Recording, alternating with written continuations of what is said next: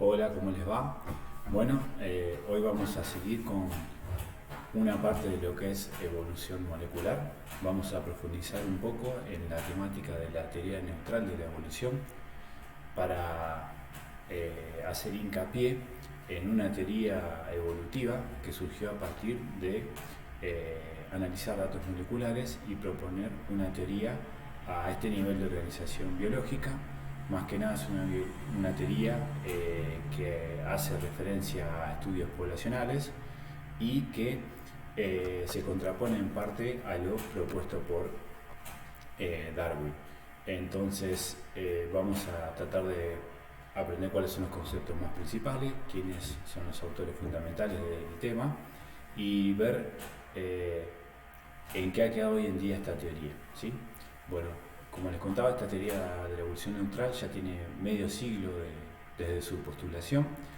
Como se cumplieron el año pasado 50 años, perdón, hace 2 años, 50 años de su postulación, la revista Molecular Biology and Evolution, que es la revista de mayor impacto en evolución molecular en la actualidad, propuso hacer un ISU particular referido a esta teoría neutral, recopilando un poco la información y el estado actual de cómo se considera hoy esta teoría y tratando de hacer un raconto del aporte que ha hecho la teoría a lo largo de estas décadas, ¿sí? Por eso vamos a avanzar. Kimura es el autor que propone una teoría neutral de la evolución. En el año 68 publica su trabajo. Y básicamente lo que propone Kimura se contradice un poco con el pensamiento neodarwinista que tenía, digamos, gran cabida en ese momento. Esta teoría de evolución neutral lo que propone es que, a diferencia de lo que considera el seleccionismo, donde las mutaciones tienen algún efecto adaptativo, Kimura propone que todo lo contrario, la mayoría de las mutaciones van a tener un efecto neutral en la población y raramente puedan ocurrir mutaciones que generen beneficios. La hipótesis central implica justamente que las diferencias genéticas que hay dentro de las especies y entre las poblaciones son neutras, y la explicación es que se acumulan debido al azar y a la deriva génica. Bueno, obviamente en el año 68 no existía la secuenciación y muchas de las tecnologías que hoy conocemos en día.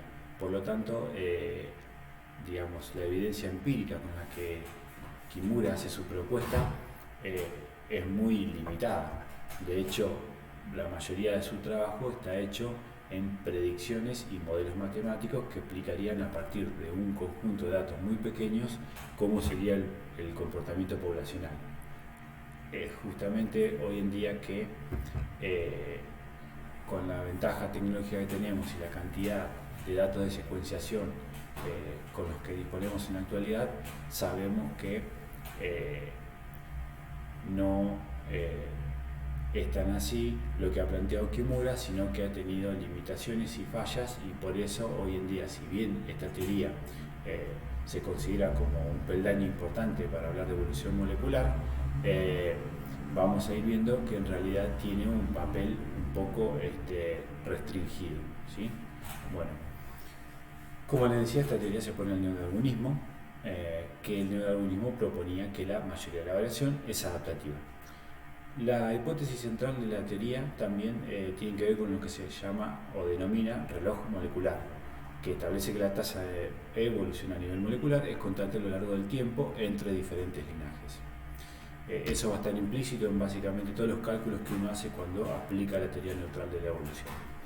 Los postulados centrales son que la mayoría de las mutaciones son dañinas o deleterias y por lo tanto son removidas por selección negativa o purificadora.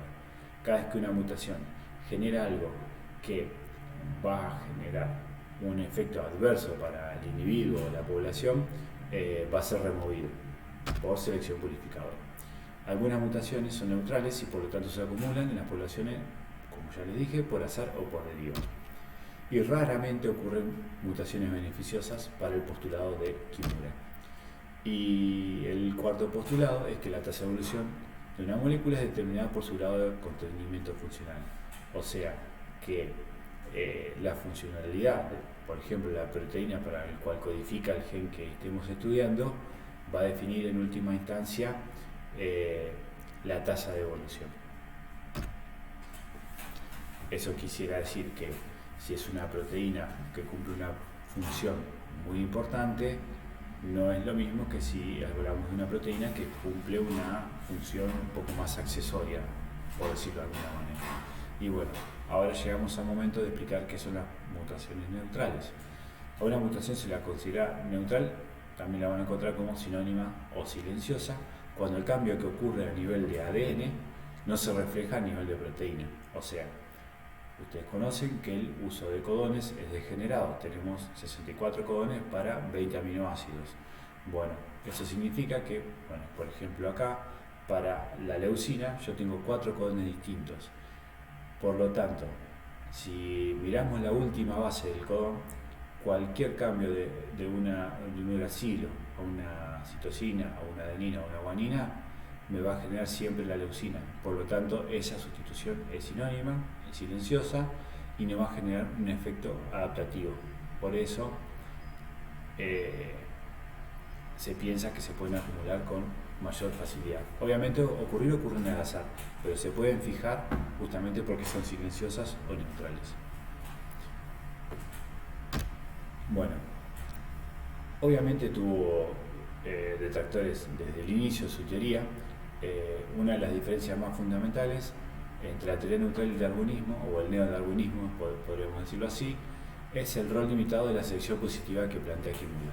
Obviamente los neodarwinistas seguían defendiendo que los cambios adaptativos eran los que hacían las veces del motor de la evolución de las poblaciones, y por lo tanto eso era lo que generaba muchísimo rechazo.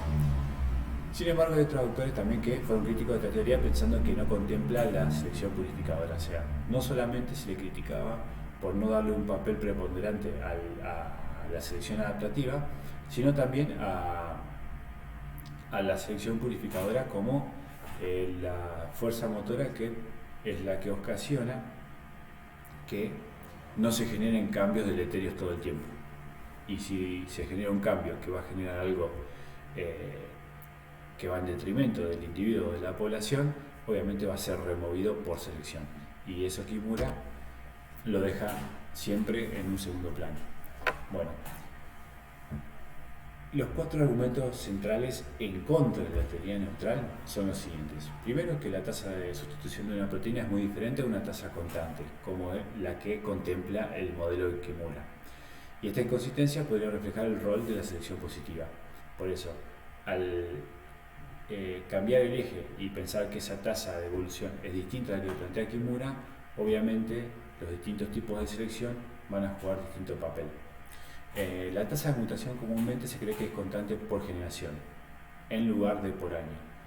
Para Kimura era por año, para neodarwinistas, por ejemplo, es por generación.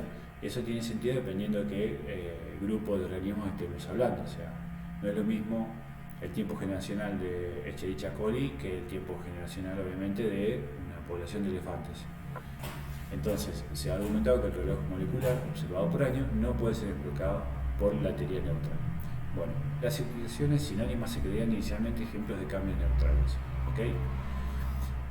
Pero hay otros autores que encontraron que el uso de codones, ¿sí? Estoy hablando del tercer argumento en contra, también debería ser incorporado a la hora de analizar selección a nivel molecular. Y es algo que la teoría de Kimura no hace, ¿sí? Se sabe que distintos genomas, distintos organismos, incluso para un mismo organismo, el genoma nuclear puede tener un comportamiento distinto al genoma plastidial en cuanto al uso de codones. Hay algunos codones que son más frecuentes y por lo tanto es más fácil que se fijen las mutaciones en los codones frecuentes que en los codones que son infrecuentes, para los cuales no abundan los ARN de transferencia. Bueno, y esto obviamente va a impactar en la traducción de la proteína. Y el cuarto, el argumento en contra, sería que la teoría neutral postula que la cantidad de polimorfismo en una población aumenta acorde al tamaño efectivo de la población. Pero esto tampoco se ha podido comprobar del todo y por lo tanto también es un argumento que se considera en contra. Bueno, Para hablar de teoría neutral, ya contamos los conceptos básicos, ahora a nivel matemático, a nivel trabajo con secuencias y matriz de datos, ¿qué es lo que se calcula? ¿Cuál es el test que se realiza? Bueno, es lo que se denomina un test de neutralidad. Y ahí en ese test tenemos tres tipos de selección: la negativa, la positiva y la neutral. La negativa es la purificadora, que sería selección natural contra mutaciones aleatorias con coeficientes negativos de selección. También se denomina constreñimiento selectivo, o sea, cualquier mutación que, por ejemplo, disminuya el fitness de una población va a ser eliminada por selección purificadora. El otro tipo de fijación de nuevas bases y cambios a nivel proteico que sean por selección positiva, también se lo van a encontrar como adaptativa o incluso lo van a encontrar como selección darwiniana. No es que la purificadora no lo sea, pero como Darwin considera que los cambios adaptativos son los que permiten generar diversidad, esto interpretado a través de sus escritos, bueno, también se la denomina de esa manera a la selección positiva. Ya vamos a ver que matemáticamente después podemos dividir la negativa de la neutral y de la positiva. Bueno, la selección darwiniana fija mutaciones que resultan ventajosas con coeficientes positivos de selección. También se denomina selección diversificante por las razones que les comentaba: adaptación molecular o evolución molecular adaptativa. ¿Sí? De cualquier forma lo pueden encontrar en la literatura actual. Me refiero básicamente a papers que traten con el tema e implementen la teoría para analizar selección de algún gen o grupo de genes o genomas. Bueno, y la selección neutral también se denomina relajada y sería la fijación al azar de mutaciones neutrales que no tienen ningún efecto. Ahora vamos a ir un poco al aspecto técnico. Dijimos que la sustitución no sinónima va a ser una sustitución nucleotídica a nivel de ADN que cambia el aminoácido codificado, por eso es no sinónima. Y la sinónima es la que no lo cambia el aminoácido, o sea que, por ejemplo, el que les mostré, la base de la tercera posición, si bien puede variar en cualquiera de las cuatro bases, no va a generar un cambio aminoácido y por lo tanto la proteína va a ser exactamente igual. Bueno, entonces con estas dos cosas en mente se hace el cálculo de neutralidad. La medición de la selección utiliza simplemente una tasa que sería la división entre las sustituciones no sinónimas y las sinónimas. También lo van a encontrar con esta sigla más comúnmente abreviada, ¿sí? DN dividido el DS, ¿sí? Bueno, entonces el DS va a ser las sustituciones sinónimas y el DN las no sinónimas. Esa relación o división también se lo conoce como tasa omega. Ese valor omega es lo que nos va a decir si una mutación en particular es positiva, neutral o purificadora. Y aquí vemos cuándo le vamos a denominar con cada una de las tipos de selecciones. Bueno, si el aminoácido es neutral, la velocidad con que se fija una mutación sinónima y una no sinónima va a ser la misma. Entonces, por lo tanto, esa relación o tasa va a dar igual a 1. Entonces, siempre que yo tenga un omega igual a 1 o muy muy cercano a 1, puedo estar en presencia de una posición, en un alineamiento de una proteína que está evolucionando de manera neutral. En cambio, si el aminoácido es deleterio, la relación va a dar menor a 1. Entonces, ahí sí voy a decir que tengo selección purificadora y siempre voy a encontrar valores de omega menores de 1, sensiblemente menores de 1. Y solamente cuando tenga aminoácidos cuyo cambio ocasiona alguna ventaja adaptativa, yo voy a encontrar valores de omega por encima de 1, sensiblemente por encima de 1. Y ahí voy a poder decir que estoy en presencia de selección diversificante. Bueno, con eso en mente, con el advenimiento de la tecnología de secuenciación, los científicos tuvimos mucho más evidencia para poder testear la teoría neutral de la evolución y el efecto fue bastante claro. A medida que se empezaban a aumentar los números de estudios científicos con respecto a cómo evolucionan las proteínas y los genomas, encontramos que en realidad la selección adaptativa juega un papel muy importante y la purificadora también. Y no se ha encontrado mucha evidencia para sostener la teoría neutral de la evolución como tal. Si bien se la sigue tomando como referencia y es lo que permite hacer los análisis, de hecho hoy básicamente en un test de selección se llega a lo que consideramos como una hipótesis nula, la hipótesis cero. Es si la evolución es de forma neutral y la hipótesis alternativa si no lo es, si es adaptativa o es purificadora. Y por lo general la que predomina es la hipótesis alternativa y encontramos por lo general a lo largo de una secuencia proteica muchas posiciones purificadoras y algunas que son adaptativas. Bueno, aquí les cuento un poco que después del postulado de Kimura también fue postulada lo que se conoce como la teoría casi neutral de la evolución, postulada por Ota, ¿sí? Que establece que que además de las mutaciones neutrales, beneficiosas y deleterias, hay también mutaciones casi neutrales, que son parte deleterias y en parte ventajosas. ¿Cuándo van a ser una cosa o la otra? Va a depender del contexto del medio ambiente para saber si son una cosa o la otra. Por eso, si miran este gráfico, primero arriba, la teoría de la selección, bueno, el color lila es para las mutaciones deleterias y el verde para las ventajosas. Obviamente, para el darwinismo, o hay una cosa o la otra, básicamente. Para la teoría neutral, que es lo que está acá con este color naranja, la mayoría de las mutaciones van a ser neutrales o, obviamente, purificadoras y muy poco porcentaje va a ser destinado a mutaciones beneficiosas o adaptativas.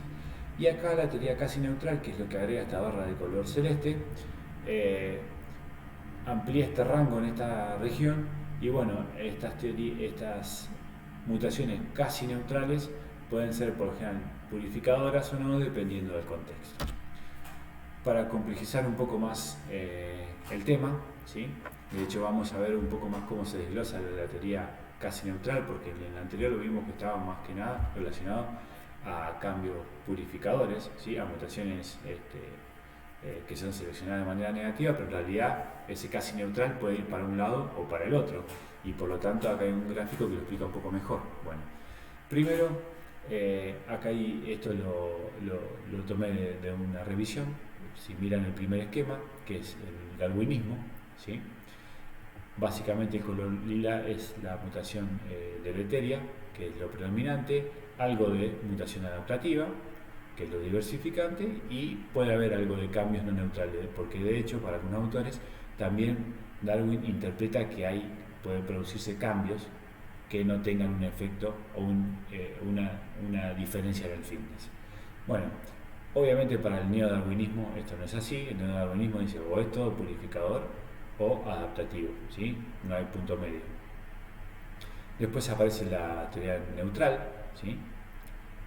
No darwinista obviamente, donde fíjense que el tamaño de la barra de las mutaciones neutrales es mucho mayor con respecto al postulado del seleccionismo inicial.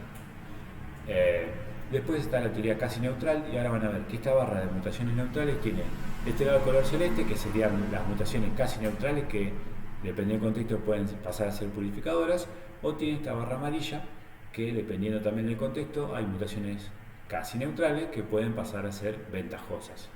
¿Okay? Y bueno, ahora estos postulan, por lo menos hasta ese año, que había un neoseleccionismo.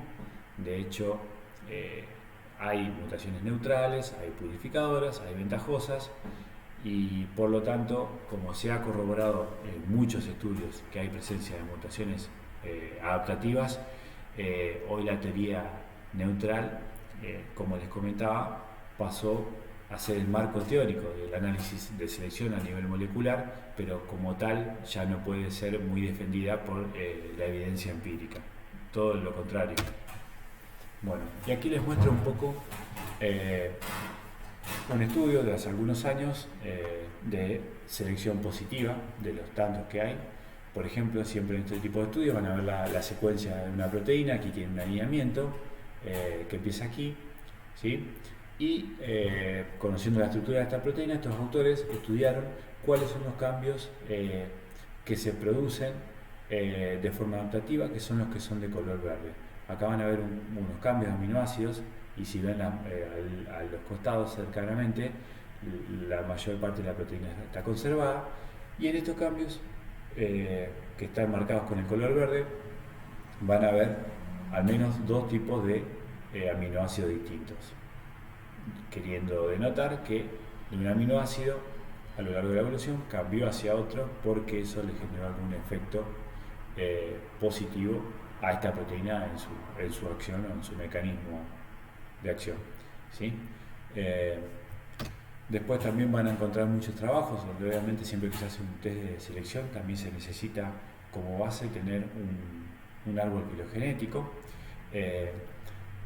También es muy común que se estudie el efecto de la selección a nivel molecular luego de duplicaciones génicas. ¿Por qué? Como ya vimos en clases anteriores, las duplicaciones génicas generaban genes parálogos, y esos genes parálogos podían sufrir diferentes o tomar diferentes caminos. Podían seguir teniendo la misma función o podrían diversificarse por el tiempo. Y ahora se sabe que cuando se diversifican con el paso del tiempo es porque acumulan mutaciones adaptativas. Por ejemplo, es un trabajo de un gen que se llama BRCA1, que tiene que ver con las ramificaciones de las plantas, las ramificaciones axilares, reprime la formación de ramas nuevas este gen. Y bueno, encontraron acá estudiando la especie del tomate, ¿sí? Que este gen se había duplicado. Acá tienen un clado BRCA1 y acá tienen el otro clado acá está BRCA1, BRCA1B y BRCA1A, tienen dos copias, que es lo mismo que ven acá en este clado, y acá en este otro es la misma copia. Esto está estudiado en muchas especies del género emparentadas con el tomate, del género Solanum. Y bueno, como tenemos BRCA1A y BRCA1B, este grupo de autores lo que estudió es cuál de los dos está siendo seleccionado, y encontraron que, bueno, si ven en síntesis en la gráfica abajo, el test 4, la hipótesis nula sería lo de arriba, y la hipótesis alternativa, que sería que una de las dos ramas sufrió selección adaptativa. Estos tests que realizaron les da que tanto el 2, el 3 y el 4, la rama que da a BRCA1A sufrió selección adaptativa, y eso generó un cambio en el fenotipo de las plantas que ellos estudiaron. Bueno, esto también viene de una revisión de análisis de selección positiva, pero a escala genómica, estudiando un genoma completo y estudiando todos los genes que existen en ese genoma. Entonces, estos autores se preguntaron qué es lo que veríamos si analizamos todos los genes de un genoma. Estos fueron uno de los primeros trabajos a nivel genómico, ahora hay un montón que lo hacen. De hecho, cada vez que se secuencia un nuevo genoma, uno de los test por rigor que se hacen es el de selección, ¿sí? Es muy común de ver ahora cuando uno publica un nuevo genoma, es ver cómo evoluciona ese genoma, y el test de selección básicamente está en todos los trabajos nuevos. Bueno, como ven acá, esta distribución que ven aquí, acá tienen valor de 1, que sería el que se adjudica al omega, al valor 1 sería el de las mutaciones neutrales, ¿sí? Para aquí los valores positivos, ¿sí? Hasta 2 sería selección positiva, y para abajo hacia 0 sería la selección negativa. Como ven, acá tienen una frecuencia de distribución de genes, ponen el número de genes que tienen un tipo de valor u otro cuando hacen el valor de tasa. Uno puede calcular el valor omega para un gen en particular o para una posición en particular. Acá está calculado para el gen completo. Entonces ellos ven que hay una distribución, bueno, muy pocos genes tienen una tasa de selección muy negativa, la mayoría de los genes tiene selección negativa, hay algo de selección neutral en algunos genes, ¿sí? Pero fíjense que acá tengo una colita en la distribución hacia este lado, donde hay, si sumamos todas estas barras, va a ser mayor a esta barra de selección neutral que está en el valor de 1. Por lo tanto, lo que se saca como conclusión de este gráfico es que la mayoría de los genes del genoma están siendo seleccionados de manera negativa. Un minúsculo número de ellos como están siendo seleccionados de manera neutral, y un grupo representativo tiene selección adaptativa. Bueno, lo mismo vemos acá, si comparamos eso también, esto es para mostrarle que esto puede cambiar de especie en especie. Acá tenemos dos especies distintas, esto hacen este mismo trabajo, y ven que la proporción de genes que están siendo seleccionados de manera adaptativa puede variar. Esto es para una especie y esto es para otra, y ven que sensiblemente es diferente. Por lo tanto, este estudio no es una estimación que se hace sin los datos concretos. Una vez que se tiene el genoma hecho, secuenciado, uno puede hacer este cálculo y comparar después entre especies y después sacar conclusiones porque a qué se deben estas diferencias tan grandes, ¿sí?